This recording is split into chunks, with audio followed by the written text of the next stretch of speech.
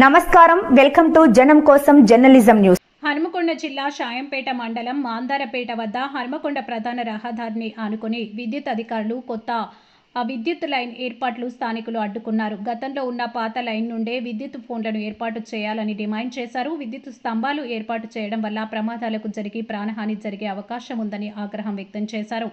విద్యుత్ అధికారులతో వాగ్వాదానికి దిగారు. గతంలో వేసిన విద్యుత్ లైన్ ద్వారానే సరఫరా అందించాలని డిమాండ్ చేశారు. ఇటువంటివి ఇక్కడ ఉండకపోవడం మంచిది అనేసి ప్రభుత్వంను మేము కోరినప్పుడు ఏఈ వాళ్ళు కానీ డిఈ వాళ్ళు ఎవరు ఎందుకు పట్టించుకోవడం లేదు అంటే వారికి ఏం అవసరం లేదా ఇక్కడ 132/11 kV పవర్ లైన్ వేయడము సరైనది కాదు. ఇక్కడ మేము వద్దంటుంటే కూడా ఆర్గ్యూ చేస్తూ మరి మీకు ఏం అవసరం లేదు అన్నట్టుగా వేసినారు. ఒకవేళ ఇన్ కేస్ ఇది కనుక హెవీ వెహికల్స్ ఇప్పుడు కాళేశ్వరంకి వెళ్ళేటువంటి హెవీ వెహికల్స్ లారీస్ కానీ ఇంకా ట్రాక్టర్స్ ఇసుక తీసుకొని వెళ్తున్నప్పుడు మిడ్ నైట్ కూడా అక్కడ జరుగుతూ ఉంటాయి ఎన్నో ప్రమాదాలు.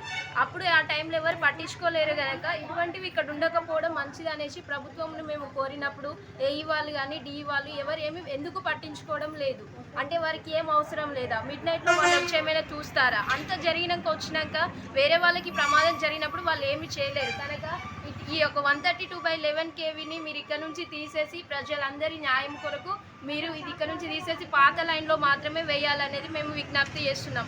ఇన్ కేస్ ఇది కనుక కూలిపోయి మా ఇళ్ళ మీద పడితే ప్రమాదము మాకు. అందుకే ఇంతగా మేము విజ్ఞప్తి చేస్తున్నప్పుడు మీరు దీన్ని పట్టించుకొని సరైనటువంటి సమాధానమునిచ్చి దీన్ని ఇక్కడ నుంచి తీసేసి పాత లైన్లో మాత్రమే వేయాలనేది కోరుతున్నాం.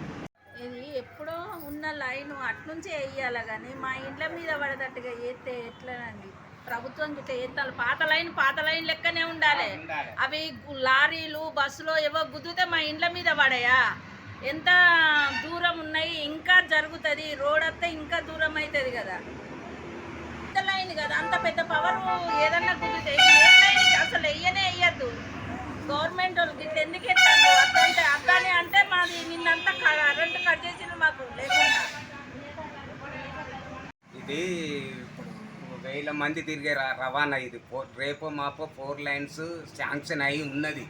తాగి లారీలు వచ్చి పోల్కు కుదిరితే ఎంతమంది బలి కావాలి? ఇక్కడ ఇండ్ల మీద పడి ఇండ్లైపోతున్నాయి కదా. పాత లైన్ నుండే వాళ్ళు అటు లైన్ ఎక్కుకోవాలి.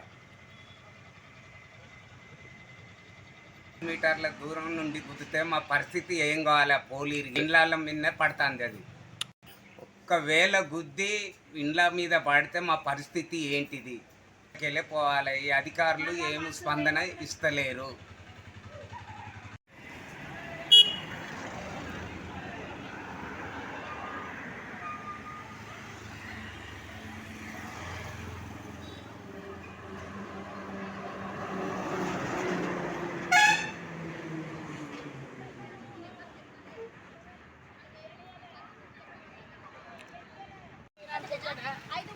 వాడు ఎక్కడ నువ్వు తాగి ఎక్కడ గుర్తుకుంటానో తెలుస్తాను నీకు. ఈయన గుర్తుకుంటావు అని తెలుసా? అరే వాళ్ళు చెప్పలేమన్నా. ఇక్కడ లారీలు ఎన్నో యాక్సిడెంట్లు అయినాయి. ఎంతో మంది చచ్చిండ్రు అన్న. అందరు మేలు కొరకే అన్న మేము పోరాడేది. అందరం మంచిగుండాలి. ఎందుకంటే ఇది రవాణా పెద్దదన్న. హైవే రోడ్ వచ్చింది. మీరు చూస్తా ఆలోచించుంది. హైవే రోడ్ అయింది. ఈ ఫోన్ మళ్ళీ ఎక్కడే పోవాలి? చెప్పులు మీరే చెప్పుండి. ఇది ఒక్కటి ఆలోచించాలి. ఇగో ఇక్కడికి వచ్చిందన్న, ఇక్కడికి వస్తుంది రోడ్డు. మరి ఈ ఫోన్ పై ఇంట్లో పడాలి అన్న. దయచేసి అత్తుంది తీర్పు అయినాక చేస్తుంది అనుకోకుండా. ఎందుకంటే 2 రోజులు ఆగమని ఉండాలి.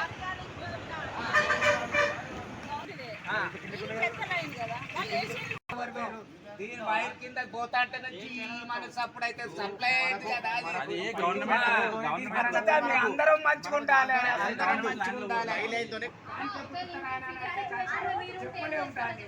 ఎక్కడ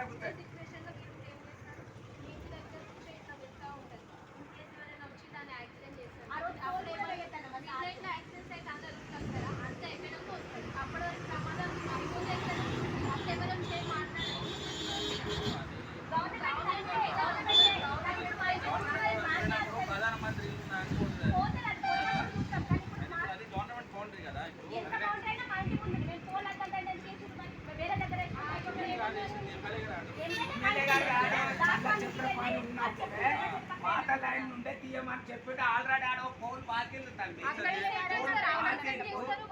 మళ్ళీ వాళ్ళు ఏం తీసుకొచ్చిండ్రు పోల్ ప్లేస్లో పోలే ఉన్నారంటే నా ఇంటి ముందు ఎత్తారా ఎవడన్నా నా ఇంటి ముందు ఎత్తారా చెప్పు పోల్ చంద్ర పోలేమన్నారు అందరం మనుషులు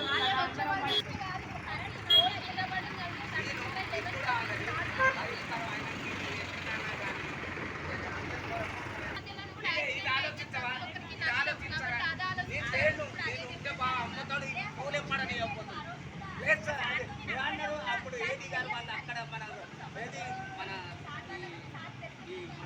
కోరికాడ అంత డిక్లేర్ చేసుకున్నారు పోల్ ప్లేస్ లో పోల్ వేసుకుంటా పోయినారా అన్నారు కానీ ఇంటి ముందు వేసి ఇంటి పోటీ అనుకుంటే వేసుకోపోమన్నారా